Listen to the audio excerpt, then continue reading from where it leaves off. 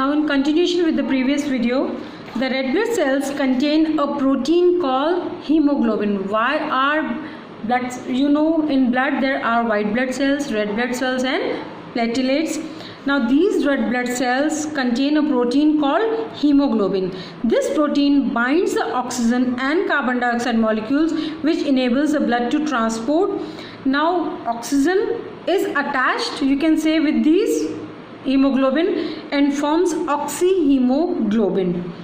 In addition to this method, the carbon dioxide is also transported in the form of carbonate, ion, and as a gas dissolved in the blood, shows exchange of gases alveolar and tissue level. You can see these are alveoli, these are grape-like structure, small, supplied with blood capillaries.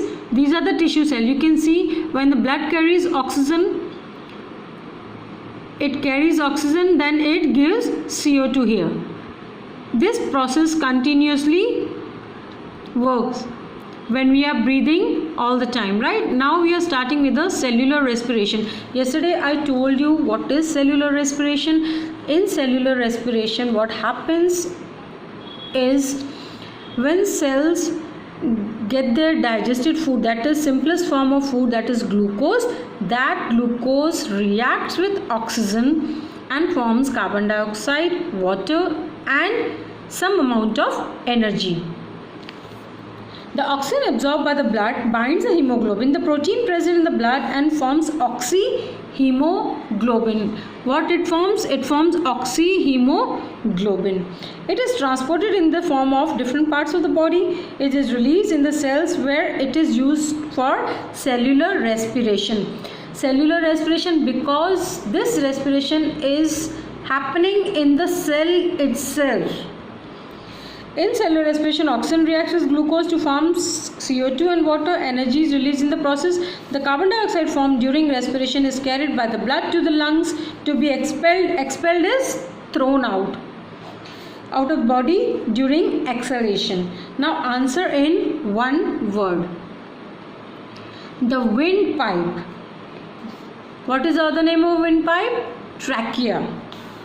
Second is a dome-shaped structure found in our body which separates the rib cage from the abdomen is diaphragm.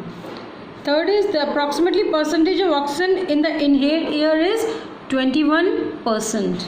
Fourth, site of gaseous exchange in lungs. Where this gaseous exchange is happening exactly? Alveoli. This is all for today, students. Now you have to draw human respiratory system in your rough notebook and post it in your classroom with your teacher.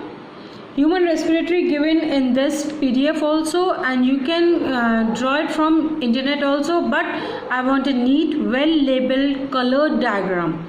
And read this chapter till what we have done today, and I'll explain you rest of the chapter tomorrow.